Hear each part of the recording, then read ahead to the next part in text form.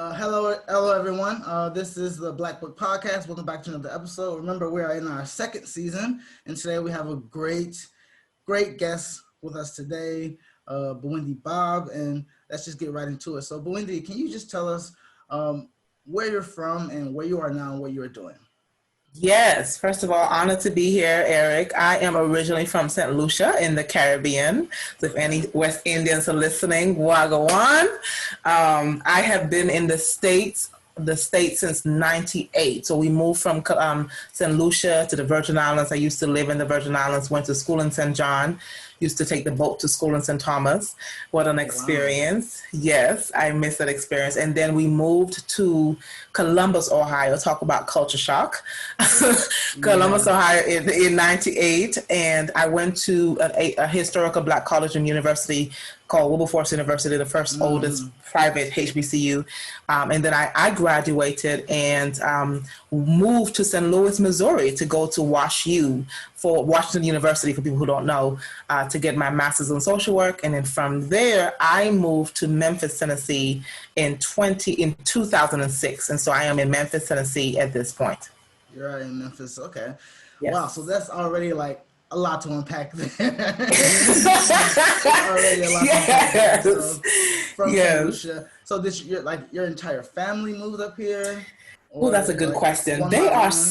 They are scattered. So my brother, my mom, my niece, my nephew, they just moved to Atlanta recently. My father is in Brooklyn, New York.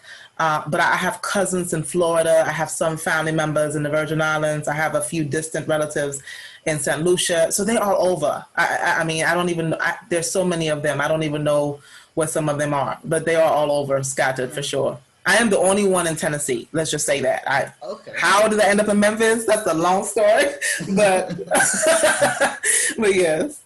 Oh my God. Okay, so you kind of had like a life of traveling for the beginning of your life, kind of a little bit, because you said you were traveling, taking a boat to school. Yes, that was such a good experience. Oh my gosh. Yeah, like like an everyday thing? Yes, to go to school, to go to high school. Like I would want to sit on the front of the boat so the water can splash on the way back from school. It was such a wonderful. I would be excited about the waves, for when the boat was kind of going over. It was such a memorable experience for sure. Okay. Yes. Mm-hmm. Wow, that's something that average person would definitely not have an experience with. Yes. Wow, I'm shocked by that. Like, yeah. Yes. I don't know. I know you're feeling really good about it, but I'm thinking like, is that normal, or was that supposed to happen? And it's funny because sometimes, I used to be in the beginning when I first came to the States, people would say, ask questions like, do people live in houses there? Like, were y'all living in huts in the islands? Like, people ask. I'm used to all kinds of questions, and so it's been an interesting journey for sure. And then even been in the States. I hope I'm not going ahead, but even been in the States, I had an opportunity at undergrad I had a scholarship to go anywhere in the world, and. You can't just say Africa. That is like the biggest continent, right? One of the biggest continents. So I had some people that I knew from Nigeria and Ghana, and so I decided to go to West Africa. But then you have to narrow that down because that's a big area in Africa. So then I was able to go to Nigeria for about 3 weeks in 2003. What an amazing experience! I would love to go back. Such an amazing experience. What did you get to do there? I was studying, my undergrad was in rehabilitation services, focusing on persons with disabilities. And so my focus was to see what are the perceptions of people with disabilities. And so I learned a lot. Back then there were a lot of things, stigma associated with persons with disabilities. Sometimes you would see people whose hands were cut whose hands were severed or amputated, not because they were born disabled, but because they stole. And so there were a lot of historical things that were happening. I saw a lot of things, but apart from the stigma and how people, the negative perceptions were very backward, I saw a lot of richness and a lot of beautiful things with the people in Nigeria. I mean, back then there was a lot of corruption in the government, but I saw like richness and pure joy, like within the people. Like even if their circumstances were not the best, they just had a different outlook on life. They danced, they smiled, they were very talented. Nigeria is a rich country. Now, a lot of things are happening, unfortunately, now, but it was a very humbling experience, I say.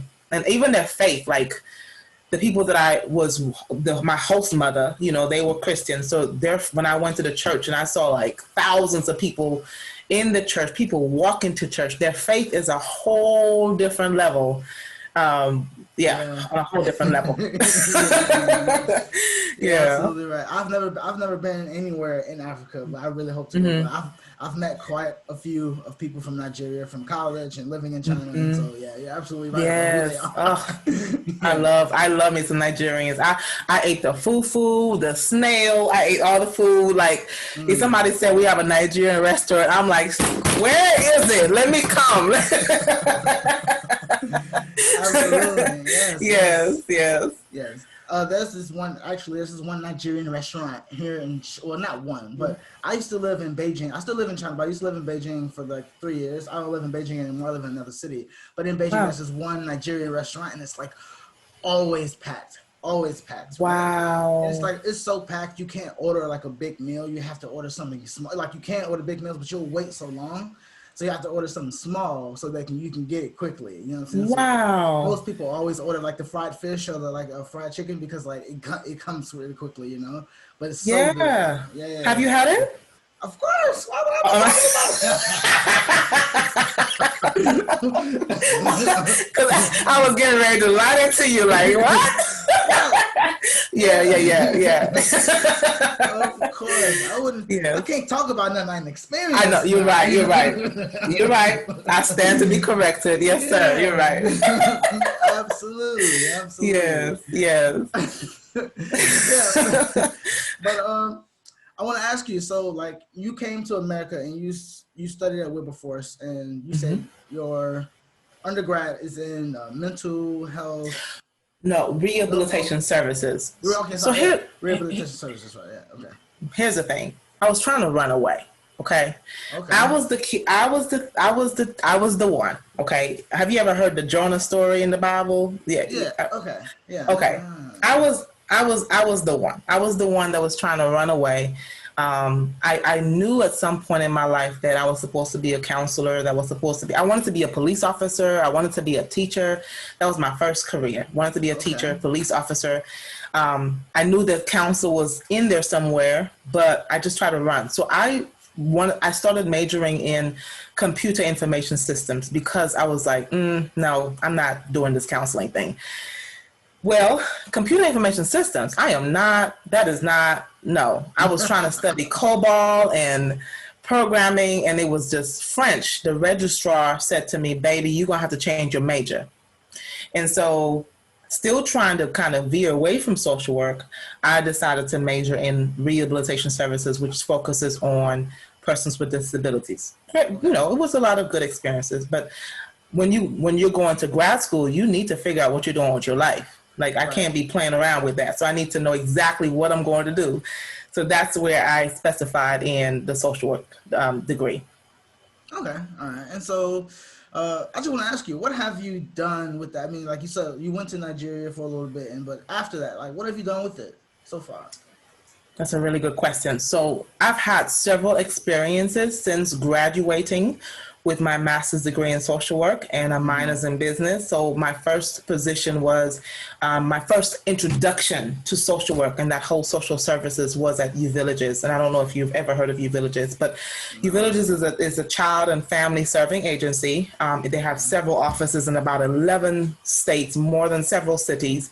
And so I started working with, boys with behavioral issues, girls with behavioral issues, girls who had been just basically kids who had been abused, been from a troubling past from the state, DHS, DCS, providing individual therapy, family therapy, group therapy. That was my basic training in the realm of social work.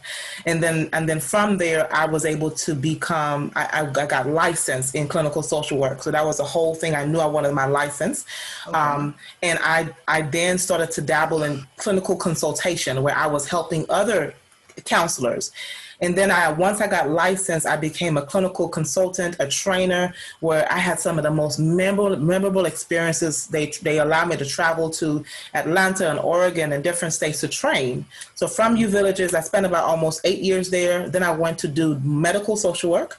And then from there, I went to a company that allowed me to help to build a intensive outpatient program for persons with developmental disabilities and mental health disorders.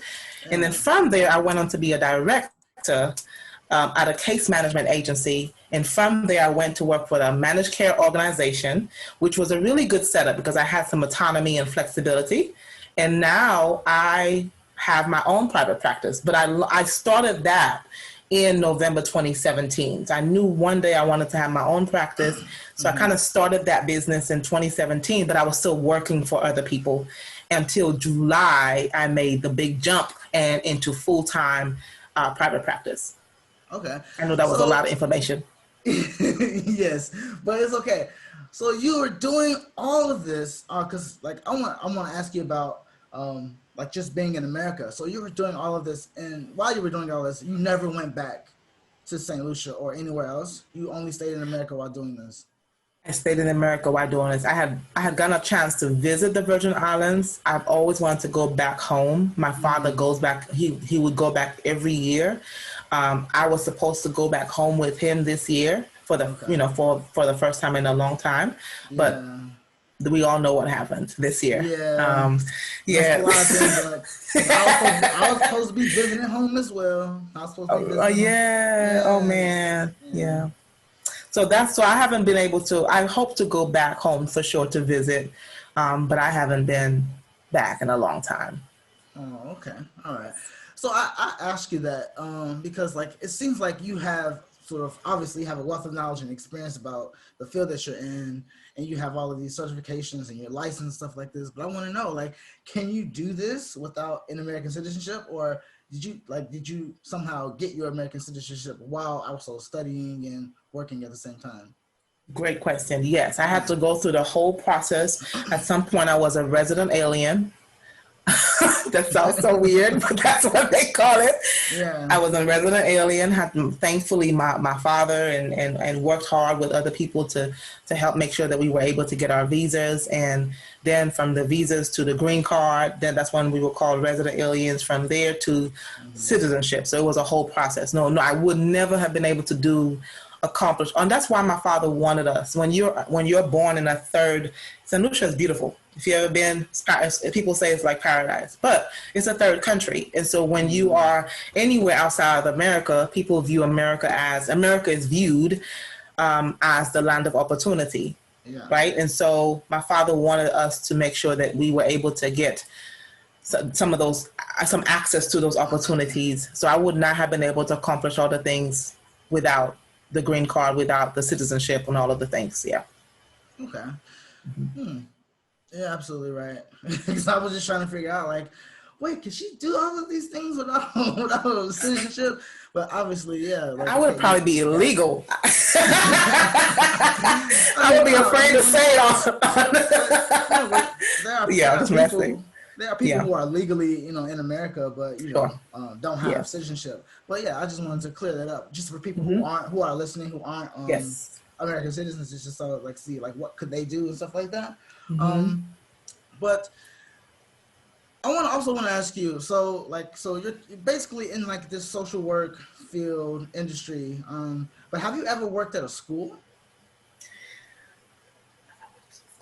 I have not worked at a school. I've wanted to work at a school. I'm sorry. Yes, I have. I am an adjunct professor. I missed that. But not for the high schoolers. But off and on, I have helped with teaching adjunct undergraduate students. I've wanted to work in the school, but my path has not led me there yet. Okay. Yes. I ask you that because, like, for us who grow up in America, I think whenever we come in contact with a black person who is a social worker, they usually work at a school, particularly a high Mm-hmm. school, Mm-hmm. or they work for Child Protective Services or something like that. Which I didn't really hear you talk about those things as much. You say you talk about U Village, but I think that's a little bit different from Child Protective Services. Oh And yeah, so, very. I just want to know, like, like how do you find different, like, those different jobs in this field? Because, like, I feel like most people just go and work for schools after they get their Mm-hmm. degree and, like, in their certifications and their licensing and stuff like that. Mm-hmm. Well, social work is such a beautiful career role. If anybody's listening that is wondering, what do I want to do in my life if I'm interested in helping people? That's usually the vague term people say. I want to help people, but I Right. got to break that down. Like, what do you want to do? And so there's so many careers within social work. There's social work within the prison system. There's social work Mm. within government. There's social work within, some people, and then there break it down, there's different categories. Some people want to be macro, where they just focus on big picture stuff. Some people want to do Okay. micro, where they're one-on-one work. Some people want to do meso, working with groups. And so there's so many opportunities to work in social work. So I really think it depends on the interest. Right. Some people think when they think of school, they think of, I love kids and I want the summers off, right? And, Right. and, and Okay. that sounds attractive to a lot of people. Hey, what about, I can get the summers off. And then some people really love to work in the hospitals because maybe they had a lot of times social workers are driven to a particular issue that was personal to them. Personal to them. Yeah. Most social workers are driven to this field. Most of us are driven to this field, if not all of us are driven because there is something that happened in our lives, a personal issue that we are passionate about to make sure that it doesn't happen to somebody else, or Okay. we really want to address the disadvantages of people, or we want to help people find their voice, or we want to help people advocate for what they need, or we're very passionate about maybe for me, just to be transparent, I knew that there was some part of me that wanted to help be the voice for people or help encourage people, especially people who are, dealing with low self-esteem or low confidence. Or I knew that at some point I wanted to empower people who Mm-hmm. maybe were suicidal or dealing with depression. And so that kind of evolved as I Right. grew and developed into the social worker that I am today. But there's so many opportunities within social work. Yeah. Okay. Yeah. And so I want to ask you, like, so because I'm a teacher, and so obviously I kind of have the same feelings. Like, I want to help people, stuff like Yeah. this. I wasn't really thinking about the summers off until I got the job.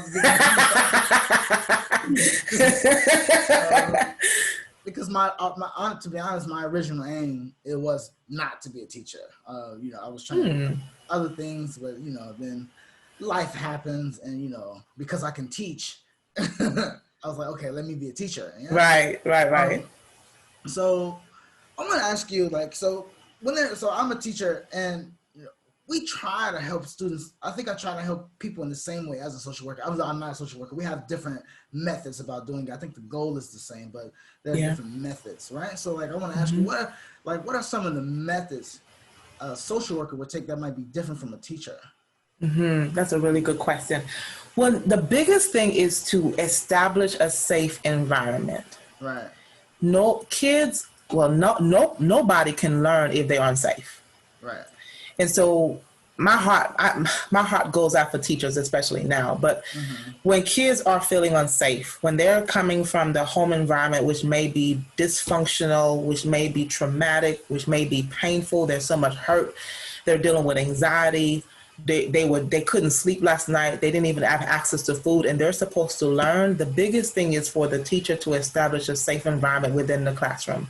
And so what do I mean by that? That means, number one, establishing a relationship and listening to understand the student. It's very hard when you have a class filled with 40 or 30 or more students, but doing your best to establish a relationship and making sure that you treat that child with integrity and respect and let that child know that you are here for them, right? The other thing is to try for the teacher's responsibility or the school's responsibility, because the teacher cannot do it by themselves, the school's responsibility to do their best to become trauma informed or trauma educated as much as possible. So So there are some programs that are trauma sensitive. And so it becomes now a universal. It's not just the counselor versus the teacher, but all of us, for example, are responsible to, if a child is telling us, I don't want to be here anymore, for us to be compassionate and not, what happened? You know, for us not to respond, but to be authentic, to be genuine, to not say, boy, what's wrong with you? But to say, baby, what happened to you? So to change our language, right? There, when we say what's wrong with you, a child is most likely to be, anyone is most likely to become defensive. And so changing that language into that compassionate, what happened to you? Come talk to me.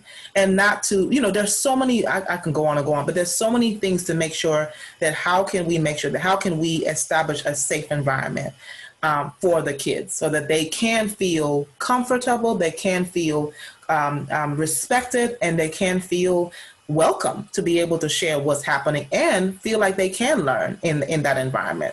Absolutely. Yeah. I totally agree with that 100%. Totally agree with that. Yeah. But I want to move on from your job because this, you know, because I know you are technically abroad, and my show is about being abroad. So I want to ask you, besides, you know, your job, since moving from the Caribbean to America, what else have you gotten into? Well, I've gotten into, I mentioned private practice, which is a big accomplishment for me. I've gotten into podcasting. I am very involved in a big anchor for me is my faith. So I am a Christian. I believe in Jesus. And so that's a big deal for me. That drives everything that I do. So I'm very involved in my church. Not now, of course, we are in the midst of at home. I've gotten involved I have done some mentoring. I don't do that right now, but I have done some mentoring. I said I was going to do that, you know, jump into that later on. Off and on, when I'm not podcasting, when I'm not counseling, I'm a big advocate for health and wellness. So I'm all about exercise, like 6 days a week. I love to do that. Maybe hang out with friends or just enjoy life as much as possible. If I can, I'm always trying to get to somewhere with some beach water, sea water with sand, not the dirty sand like in the Gulf of Mexico. I mean, the Gulf of Mississippi, but Gulf of Mississippi. Somebody told me that was a beach. And in Biloxi, and I went there and I said, why did somebody tell me that that's a beach? Why? You know why? I never knew Mississippi had a Gulf. Yes. So in Biloxi, it's further out, and so every time I always look for an opportunity. Oh my gosh, I crave seawater and white sand, and so there's a beach, of course, Destin, Florida. Alabama has a beach. I don't know if I've been to the one in Alabama yet. So I'm always trying to see. I didn't get to go this year, but hopefully I can go next year. So yeah. All right, so you mentioned your podcast, and I do want to ask you about your podcast. Yeah. So tell us, what's the name of your podcast? Yeah, it is Empowered to Empower You. Okay, and what's the purpose of your podcast, and you know, what do you do on it? Absolutely. So my podcast is about all things Jesus Christ and mental health, and to help empower people to, you know, encourage people to be the best version of themselves. So I talk about things from literally mental health, different topics, to it attracts the person who wants to address their mental health. It also attracts, I have a lot of believers in my counseling practice, people who come, they believe in Jesus, but they're also addressing their mental health. Mental health does not discriminate, right? So a lot of the tips that I talk about, my main goal is to empower you, to encourage you, and to just help you to feel warm and to help you feel validated that some of the things, and a big part of my podcast is to help you to reflect, to do your own reflection. Because if you don't reflect, then you're not really practicing self-awareness. So that means you need to grab that journal, you need to sit in the corner and be with yourself and be with your thoughts and really, really think through and process some of the things that I'm talking about in the podcast. So it's very, very encouraging. I'm really, really thankful. It's reaching a lot of people. Canada, people have reached out to me I've had somebody reach out to me from Canada where the podcast really just ministered to her, you know, Delaware, California, Sweden, England, all over, definitely. So I'm just really, really honored to do that. Absolutely, yeah. I'm glad that your podcast is taking off. I've listened to an episode or two already, so Oh, thank you. yeah, absolutely. When you sent it to me, I was like, of course I will listen because you Thank listen to you. mine and Yeah. you're being featured on mine, so obviously I'll have to return that favor. Well, Um, thank and you. and of course I will tell people about the podcast. I think it's really great what you're Thank doing you so much. because I do know some people who are they're they may be going through something, even if it's small. I think that podcast can really help them. Hmm. Just Hmm. get a perspective, about who Hmm. they are, what they're doing, and stuff like that. So That's my favorite word, perspective. I do a lot. Everything that I do is to help people to renew their minds, so that okay, to gain a new perspective, so that they can live freely. Because I believe perspective affects everything, our outlook on life. So if I can get somebody to shift their thinking just a tad bit, then they could see opportunities, and they're not just seeing obstacles like I can't do this, I don't know how to do this, but they're seeing, okay, I don't know how to, but I'm willing to try, type of thing. So yeah. absolutely, absolutely. So all right, I want to ask you, like, what inspires you Oh, that's a about good question. your social work or about anything you got going on? What inspires me, Eric, is I am called to encourage people. Okay, I really am. That is my gift, is to encourage people. What inspires me is seeing people become whole, seeing people walk in their healed space, if I can say it that way. Seeing people become empowered, seeing them move from that victim stance to that thriving, surviving stance, mm-hmm. seeing them apply, like come to the work and apply the tools that I teach, and they are then showing up for themselves. They're going from feeling defeated and engaging in self-sabotaging behaviors to now they're adopting healthy habits, because I believe habits are specifically associated with the person that you want to become. So I Absolutely, just love, definitely, when I hear stories like people, gave their lives to Christ, or people are no longer, allowing the symptoms of anxiety to consume them, but they are tackling the day and they're using their coping strategies and saying, no, no, these negative thoughts, these self-sabotaging behaviors will no longer keep me down, like that inspires me. I really get joy doing what I'm doing, because I just know that it's a way to speak life into people so that they can thrive. And I believe that people, once you put them in the right environment, they are like okay, flowers. They will bloom. They will absolutely, bloom. But if you leave yes, somebody in the wrong environment, I think you can attest to that too. Like, you probably seen kids, they may not have been doing well in one environment, but when they get in front of the right teacher, the right nurturing environment, all of a sudden you start to see potential become kinetic. So that's the absolutely. part that inspires me for sure. Absolutely. Yes. Well, that is a huge inspiration, and I'm glad you have it. So I want to ask you about books, because obviously I Mm. think as a social worker you probably read, and you Yes. probably suggest reading for people. So Yes. I want to ask you. So what are some suggested readings for one people who who are maybe they're going through something, and two, do you have a favorite book?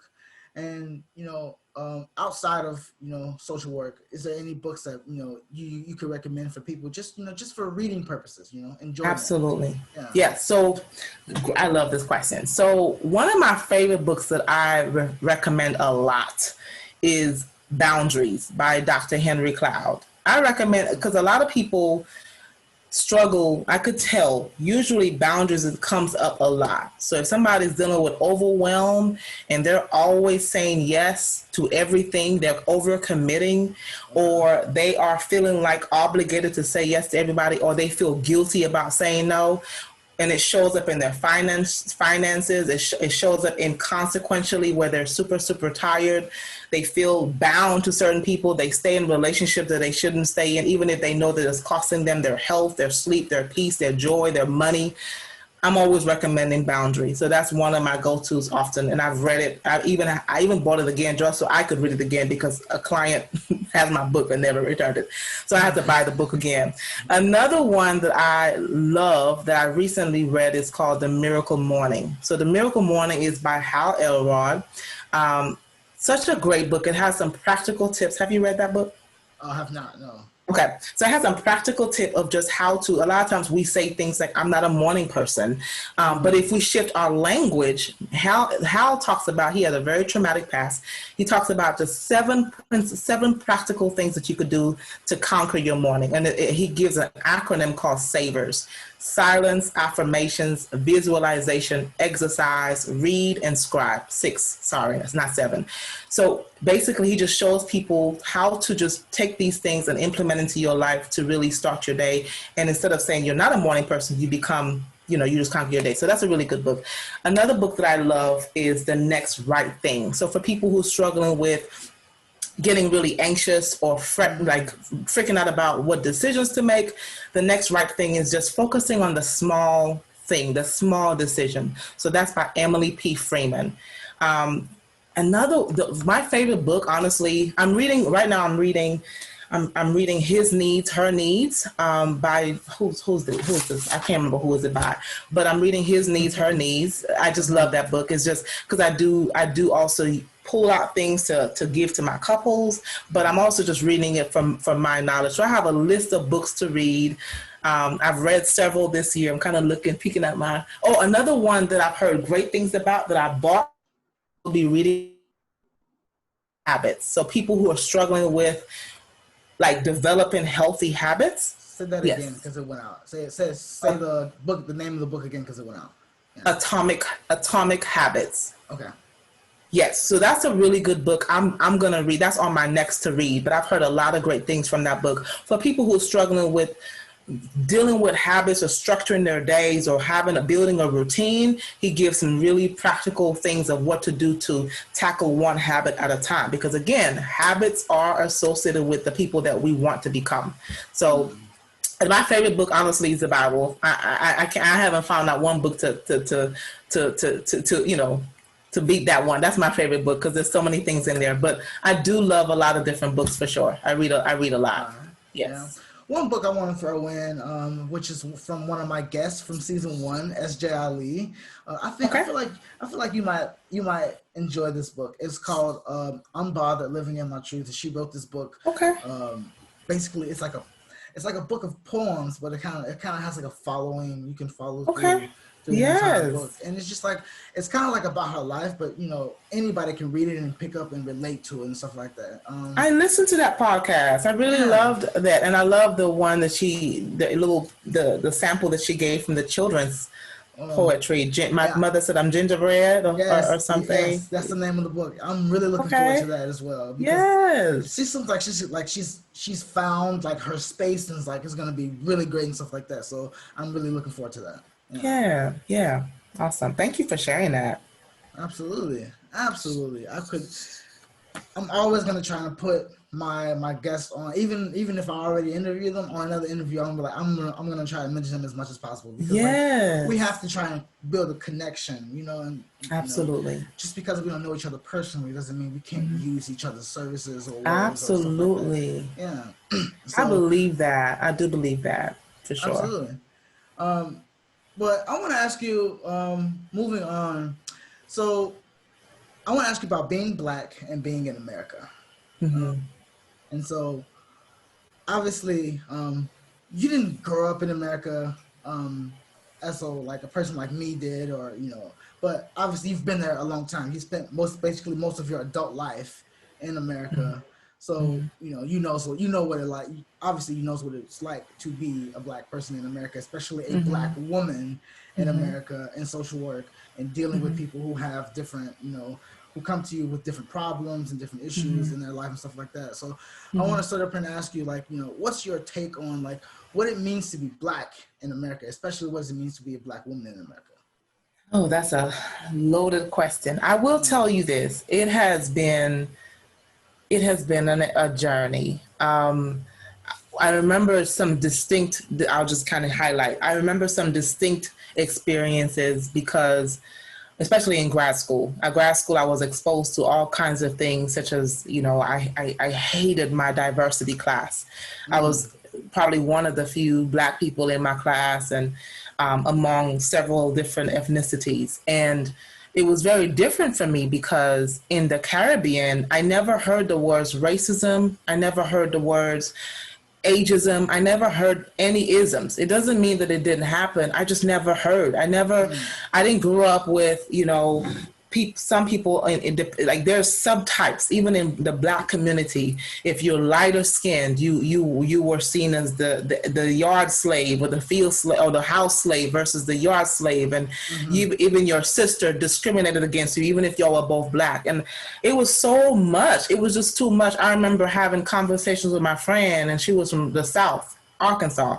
It's one thing to be Black in North America, it's another thing to be Black in South America, because you start hearing all these stories. Like, I remember I used to have a friend in South from Arkansas, and she would tell me, well, when I was younger, I mean, you don't understand what it means to be Black because, I'm light skinned and I was discriminated, and I'm just like, this is too much. Like, what? Like you, and so even if being Black, sometimes your color, people looked at you as, it was just too much. So I just try to focus on learning and doing the best that I can to rise above any of the labels or the stereotypes, and I just knew that all I can do is do the best that I can, not still learn, not be oblivious. For a while, honestly, I had never experienced racism, and people were like, "What? Are you serious?" And if somebody was mean to me, I probably just thought they had a bad day because my schema was different. I didn't grow up with that exposure to just because somebody's white, that means they may possibly be, I didn't grow up with that. So it was a very different. So I never really got involved in certain conversations because my experiences were different. But I think the older I get, I'm not oblivious to racism. I'm not oblivious to any of that. I think the focus is for me is how can I focus on being a better person, and how can I be kind to everybody? That's really my focus, honestly, because I love, even in my role, I help a lot of almost everybody as my clientele in my private practice. I love serving the Black people, and I've served Asians, I've served Black, whites. It doesn't matter. It doesn't matter to me. I just think the focus is how can I treat people the way that I want to be treated. That's the rules that I live by. So being in America, for basically your entire adult life, what have you learned about yourself? Well, I have learned that I am very courageous. Okay. I have learned that I am a pioneer, that I used to struggle with low self-esteem and low self-confidence. And I have learned that I have a voice, and that what I do, I am positioned to be a solution to somebody's problem. That there's something that's purpose on my life. I have learned that I am resilient. I have learned, even through specific, how there's different personality tests and different things like that. Absolutely. So I'm not sure, are you familiar with the Enneagram? Not the Enneagram, but the Myers-Briggs. I know that one. Right. You've got to take the Enneagram. You should do the Enneagram. It goes in more depth. So according to the Enneagram, when you do it, you'll know. According to the Enneagram gives you 9 subtypes, and it goes more into deep depth in terms of your personality, and it tells you where you just need to do some work type of thing. Yeah, it's really good. So according to the Enneagram, my personality type, because there's a difference between personality and identity. My personality type is Enneagram 7. And a 7 is very, playful and high-spirited and optimistic and just, versatile and spontaneous. But we don't like to sit with the negative emotions. We can be a little bit, spontaneous. Now, of course, I'm talking about, learning to be healthy and do the emotional work to make sure that you're not being an unhealthy person. Just because some unhealthy 7s are gluttonous, so they just attack everything in abundance, and they're going to travel the world, and they have a lot of unfinished business. So it's really, really interesting. But I've learned more about myself in terms of as a Christian, as a believer, because there's a difference difference between religion and relationship. And so I had a lot of that old experiences with religion, and that's a whole nother subject. But I've just learned more about who I am as a counselor. And a counselor is not just what I do, but it's really who I am. It's really who I am. So I've learned a lot about my personality in terms of being able to I love to give service to people. That's one of my love languages. So yeah, there's several things. Okay. Wow. Well, you clearly have learned a lot about yourself. Yeah. And I can say the same thing. I've been in China almost 5 years, and I've learned so much about myself. In terms of like what I want to do with my life, the things I like, the things I don't like, and of course I'm still exploring. But like I know, like I see myself who I want to be. Like I already have like my 10-year plan, my 5-year plan, everything like that, and it doesn't have to go exactly as planned. I just know it's gonna get done and stuff like that. I'm So so like, curious, but I know this is not about. I'm so curious. Like I want to ask you, like China. Wow, 5 years exploring. That's amazing. Wow. You can go ahead and ask. We're having a conversation. Yeah. So please, can you share like what's one of the things that you've learned the most being in China? How did you ever end up in China? Well, that's a question none of my guests have ever asked me before. So yeah, I ended up in China, and I first came to China in 2016, and this is like actually one of the inspirations for why I started the podcast. Right. So after graduating from college in 2015, I started working in a high school for a company called Citizenship, which is basically an AmeriCorps program. If you don't know who AmeriCorps is, it's like I know AmeriCorps. Mm-hmm. But it's in America, yeah. So yeah, I did that. I did AmeriCorps called Citizenship for 10 months, and then I did another AmeriCorps term with a different company called the American Justice Corps, which basically put me in the, we call it the Daily Center in Chicago, where we were giving free legal aid. So I did that for about 4 to 5 months. Okay. Yeah, but I wasn't getting paid for it. It was like my free labor. It was like my full-time job. I wasn't getting paid for it, but it was cool. It was like I wasn't even upset about it because I was learning so much, and stuff like that. But to be honest, the only reason I was doing that job was because I couldn't find another job after I did my first city term, stuff like that. I was in my first AmeriCorps term. So I couldn't find a job. I did this, and then after a few months of doing the second AmeriCorps term, I actually found a job working as basically an unemployment lawyer. And for those who don't know, no, I'm not a lawyer. Yes, I plan on going to law school in the future, but in America, unemployment law is like the only section of the law where you don't need a law degree to represent someone. Yeah, it's the only one. So like, I went to this job. It's owned by this really nice Jewish woman, and she's all about diversity and all these other things like this. And her, and it was like she had a really small team of people. And I remember I came in, and I was like, and to them I was like a rock star, because she's had this company for like 30 years or whatnot, and she has thousands and thousands of clients, and it's basically family run.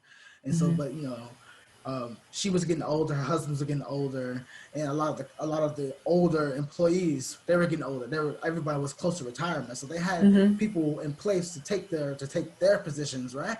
But they didn't have anyone else in place to take the other positions of the people who were going to take theirs. So so they brought me in and stuff like that, and so I came in as a temp. I was going to be temp to perm, but I decided not to stay. But I was a rock star there. I learned so much. But in the middle of me doing this job, I went to a job fair that was only for people who did AmeriCorps. And there was a company called EF there. EF is called Education First, and they're like one of the world's largest basically education companies in the world. They have offices in most major cities in America, but they really thrive in countries where they don't actually speak English, because their whole Wow. thing is actually teaching English in foreign countries and stuff like that. So Mm-hmm. once I talked to these guys, and at first I actually wasn't interested, because Mm-hmm. I was dating someone at the time, and I was just like, oh, I can't, I can't just up and leave the country. Even though when I was in college, I actually studied Chinese, and I wanted Oh to go. Yeah, wow. I wanted to go abroad. I actually never had the chance to go abroad. I mean, I did kind of study abroad in Mexico, but that was like for a really short time, so I don't really count that. Um, Right.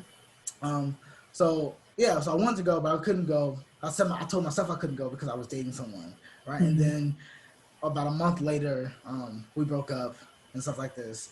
And then a bunch of other stuff happened to me, like I got attacked by the police, Mm. stuff like that. I really thought I was gonna lose my life, but it didn't Wow. happen.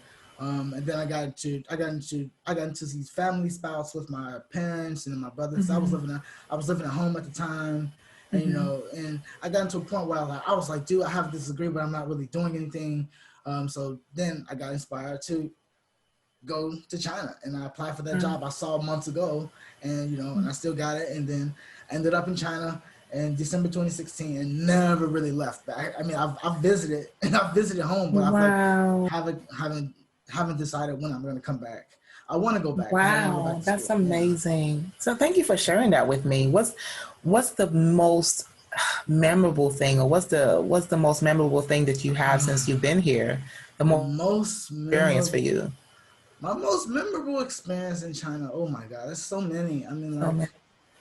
because I've been all over, like, I've been all over China. I've only lived in two different cities, but I've been to about almost 20 since I've been here, because China's huge. They have a lot of cities. Um, my most memorable, I think, I told I told this story on another episode before.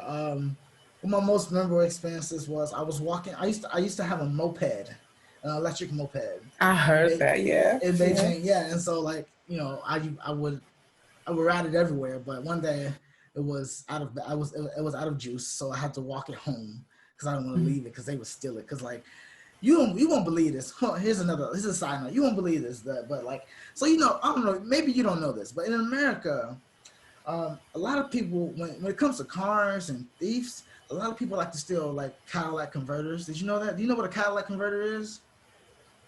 I know what a Cadillac is. So no. So a Cadillac converter is the pipe, the long pipe that goes under the car that connects the muffler to the engine, basically.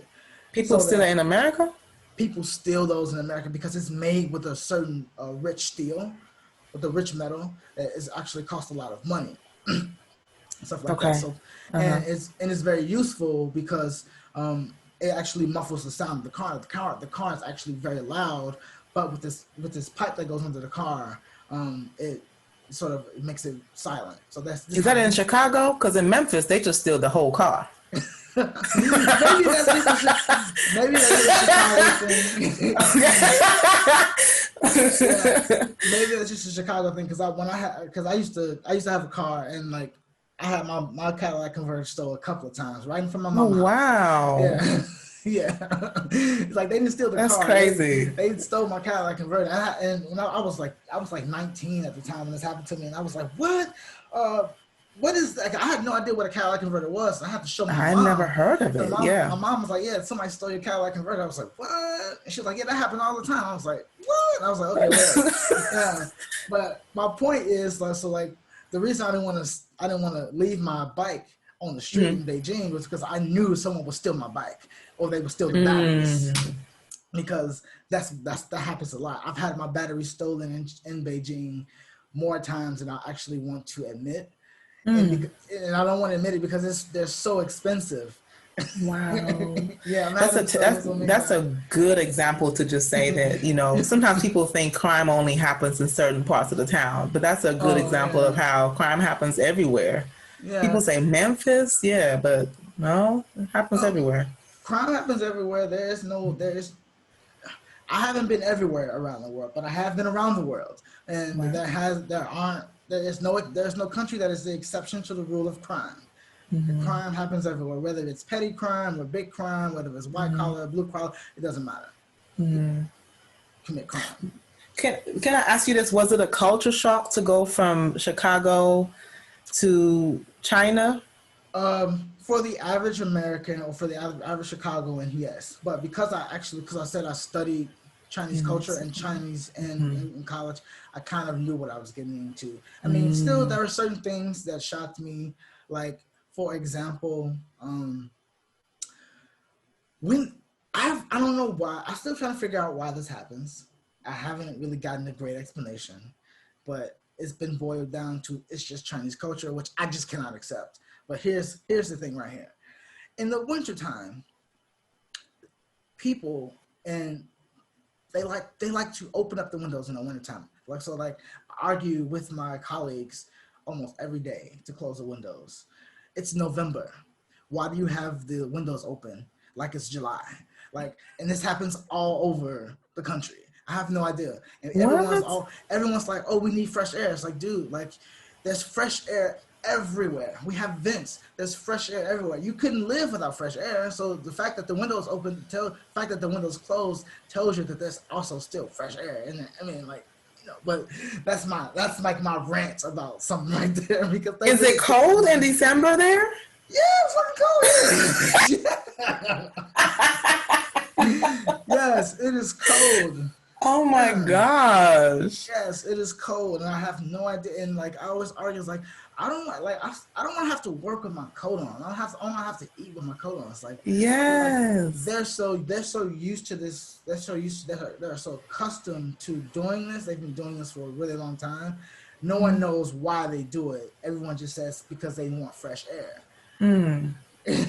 That is interesting. Very interesting. Well, when you get bored, I'm sure you'll research why. Where does this come from? If you ever get bored. That is something. Wow. I think I will never be able to understand, but okay. Yeah. Wow. That's very unique. I've never been to China. Yeah. I would say people should come and experience Asia. You don't have to come to China because China requires a lot to come. But especially if you have an American passport, you can go to just about everywhere else. You can go to Hong Kong, you can go to Taiwan, you can go to Japan, you can go to South Korea, you can go to Singapore, and and experience Asian culture and stuff like that. I mean, China's nice. China's the biggest country, so they have some of the biggest. They have the most known culture. Some of the most known, the oldest buildings and things like that. But I wouldn't say just come to China. Just come to Asia. Asia. Yeah. Interesting. Thank you. Absolutely. Thank you for sharing that with me. No problem. And before I have my last question for you. Yes. Because of COVID-19, there are people who are struggling, and there are people who have lost their job, or maybe they just lost their way. And I want to ask you: do you have any words of encouragement for people who are listening and that may be in this boat? Gosh, wow. First of all, I just want to say I am so sorry. I think I want to lead with that because a lot of people are experiencing grief. They may not call it that, but I think we need to, once we can name it, we can move through it. Once we name it, we can acknowledge it and move through it. So, whether it's the loss of a job, whether it's the loss of a loved person, so for some people it's the loss of a dream or the loss of what they thought life would be. That's grieving. And so for some people, they talk about the stages of grieving. And so that includes, denial and depression and bargaining and and anger and acceptance. And I think the first thing is to, number one, acknowledge that this has happened and give yourself permission to grieve, give yourself permission to feel. And I say, if you do not have supports around you to help build your resilience or help you feel it, help you grieve through it, to reach out and ask for help, whether that's, emotional health or mental health through counseling, whether that's spiritual counseling, if that's the person's thing, whether that's, but just reach out and not to suffer in silence. So those are the few things, if I were to just, summarize it, is to acknowledge it, allow yourself to feel, give yourself permission to feel, and reach out and ask for help for sure. Absolutely. All right. And lastly, I always do this. I want to give you a little plug so people can follow you and find your private practice. So name off your podcast. What are some social media people can get in contact with you, or if you like people to email you or whatever, and then the name of your business. Thank you. So the name of my business is Against All Odds Professional Counseling Services. The website is www.aaopcs.net. The name of my podcast is Empowered to Empower You. It's found on Spotify, iTunes, podcast. It's about on 8. They could just Google it. It's on like 8 platforms. People can find me, connect with me on social media, Bewindi Bobb on Facebook, or Empowered, the number 2 serve on IG. People can email me at bewindibobb@outlook.com. So that's just some of the ways people can reach out to me. I'm also on LinkedIn, Twitter, you name it. I'm there. So. Yes. Absolutely. And as is tradition on the last thing on the show is to always allow my guests to say anything they want to say. And so now the floor is yours, and then we will end. Awesome. Oh my gosh. Well, first of all, let me just say it's been an honor to be on this podcast with you. I really love the space that you've created here to focus on Black people, highlighting, how they are contributing to the good of the society and really just moving forward and showing up, because I think it's easy to focus on what we don't have, but what good would that do, right? But it's better to focus on what we do have. What can we do? How can we rise above our circumstances and move forward? And because there's a story, everybody has a story, and your story matters. It doesn't matter how raw, how uncut, how solid, how unfinished it is. Your story matters, and everything that you feel is valid. And so I would just encourage people that whatever that is, to just share your story. That could look like a blog. That could look like starting out as just writing in your journal. You never know how that could be a book one day. That could look like, taking that class that you've always wanted to take. I love when you shared your story that you studied Chinese. You may not you knew that you wanted to go to China, but you didn't know when, you didn't know how, but you knew that was an interest. And I just love that's an example of kind of stepping out of the box and doing something and then going for that vision. So I would just say, step out there, be the best that you can be and show up for yourself, for sure. All right. Absolutely. Well, I thank you for all of those words and mentioning me in your words.